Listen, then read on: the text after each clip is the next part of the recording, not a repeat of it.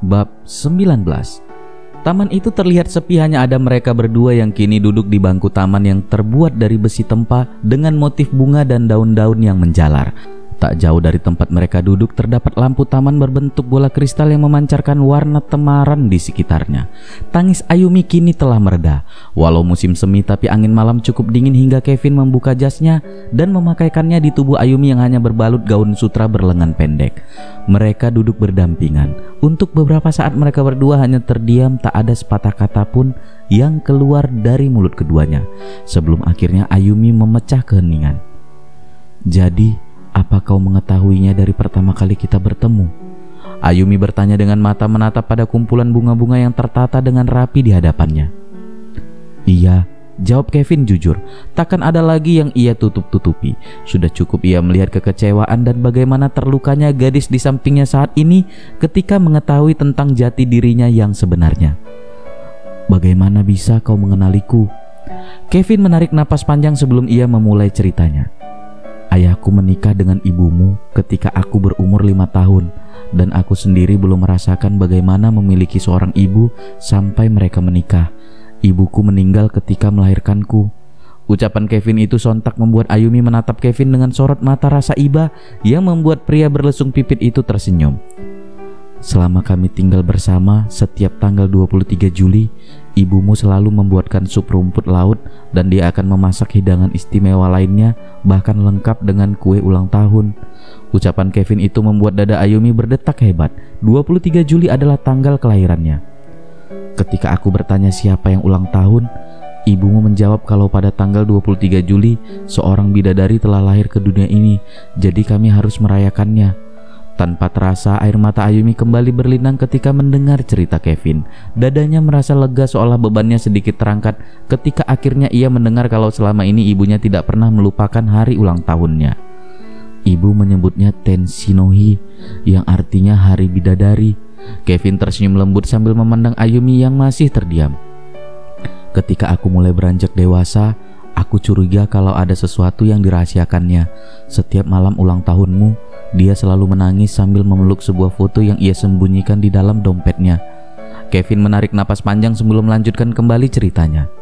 "Sampai beberapa tahun yang lalu, ketika ia terbaring dengan lemah, ibumu memanggilku dan menceritakan tentangmu."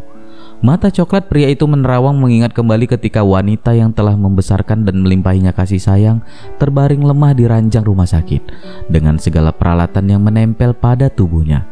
Sambil berurai air mata dan napas terengah-engah, ia menceritakan tentang penyesalan dan rasa bersalah yang menggerogoti jiwanya seumur hidup, yaitu meninggalkan bayi perempuan yang ia lahirkan di sebuah panti asuhan di Jepang. "Bukan hanya kamu yang merasa sedih dan menderita, tapi begitu juga dengan ibumu. Sepanjang hidupnya, ia harus menanggung penyesalan dan dihantui rasa bersalah. Kalau dia menyesal, kenapa dia tidak mencariku? Dia kehilangan kontak kalian ketika kami pindah dari Vancouver. Itulah sebabnya ayahmu hanya mengetahui alamat terakhir ibumu di sini." Kevin mengambil dompetnya dan mengeluarkan sebuah foto, lalu memberikannya kepada Ayumi yang kini membelalakkan matanya ketika melihat foto itu. Di dalam foto itu terdapat gambar dirinya ketika berusia 3 tahun dengan memakai gaun mengembang seperti seorang putri. Rambutnya dikuncir 2, bibirnya tersenyum menatap kamera. Ini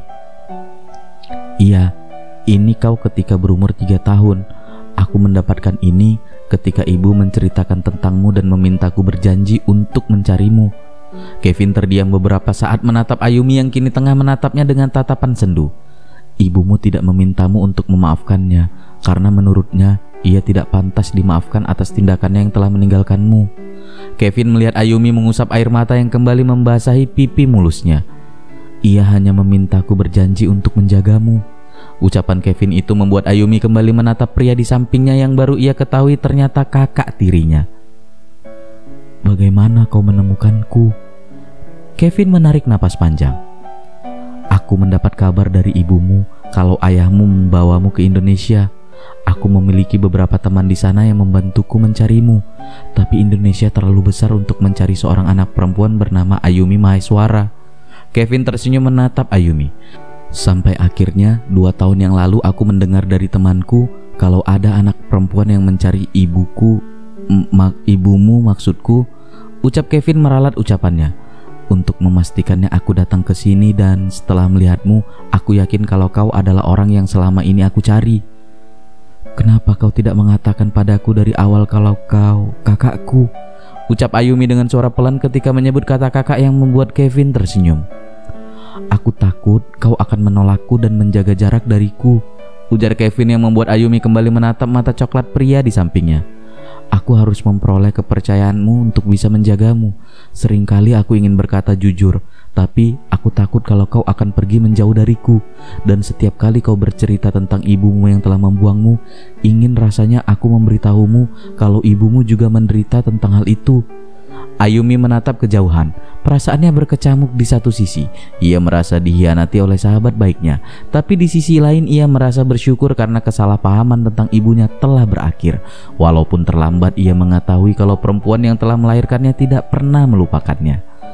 Apakah ini saatnya ia berdamai dengan masa lalu? Iya. Ayumi memutuskan ini saatnya ia melupakan semua kesedihan masa lalunya. Dia sekarang memiliki dua orang ayah yang luar biasa, seorang adik yang selalu mendukungnya, dan kini ia mempunyai seorang kakak sekaligus sahabatnya yang selalu menjaga dan berada di sisinya. Apalagi yang ia perlukan? Selain ia tentu saja seseorang yang telah menjadi bagian lain dari hatinya yang kini telah menghilang tanpa kabar. Ayumi mendengus yang membuat Kevin menatapnya bingung. Jadi bunga mawar itu darimu? Kau menyukainya? Ayumi bersandar ke belakang, tangannya dilipat di depan dada. Matanya menatap Kevin beberapa saat. Iya, aku menyukainya, tapi Opa... Ayumi kembali mendengus. Yang benar saja. Ya, mulai sekarang kau harus memanggilku Opa. Paham? Ayumi hanya mengangkat alis mata dan bahunya. Kita lihat saja nanti, ucap Ayumi sambil menatap gelapnya malam tanpa bintang. Kevin tahu ia tidak boleh memaksa gadis itu untuk langsung menerima kehadirannya sebagai seorang kakak. Tapi ia akan bersabar hingga suatu hari atas kemauannya sendiri Ayumi akan memanggilnya Opa. Jadi, apa kau memaafkanku? Kevin bertanya sambil menatap Ayumi yang menatapnya sesaat sebelum akhirnya kembali menatap gelapnya langit malam. Entahlah. Ayumi mengambil napas panjang. Kau tahu, di satu sisi aku bahagia karena penilaianku tentang ibuku selama ini salah. Tapi di sisi lain, aku seperti kehilangan sosok sahabat tempat aku bergantung dan bersandar selama ini. Tidak, Angel, tidak. Kevin berjongkok berlutut di hadapan Ayumi. Tangannya menggenggam tangan dingin milik gadis itu. Itu tidak benar. Aku tetap sahabatmu, Angel. Sampai kapanpun, aku akan selalu menjadi sahabatmu yang selalu ada untukmu. Ayumi memperhatikan kesungguhan di mata pria itu. Tapi bagaimana bisa aku kini melihatmu sebagai seorang sahabat?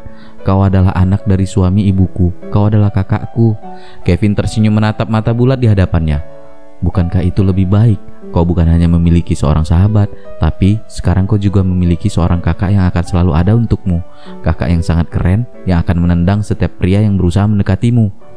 Hei, kau ingin aku jadi perawan tua? Protes Ayumi sambil tertawa yang membuat Kevin merasa bahagia karena akhirnya gadis itu kembali tertawa. Aku berjanji aku tak akan berubah. Aku tetaplah Kevin, sahabatmu yang kau kenal selama ini. Lanjut Kevin dengan sorot mata tulus menatap Ayumi yang kini tengah tersenyum lembut menatapnya. Ia terdiam beberapa saat sebelum akhirnya mengangguk dengan penuh keyakinan. Baiklah, aku memaafkanmu, ucap Ayumi yang membuat Kevin langsung memeluknya. Terima kasih, Angel, ucapnya sambil tersenyum menatap langit malam berharap arwah ibunya melihat mereka saat ini. Dia pasti tersenyum bahagia seperti dirinya. Dalam hati Kevin kembali berjanji bukan hanya untuk ibunya saja, tapi juga untuk Ayumi adiknya.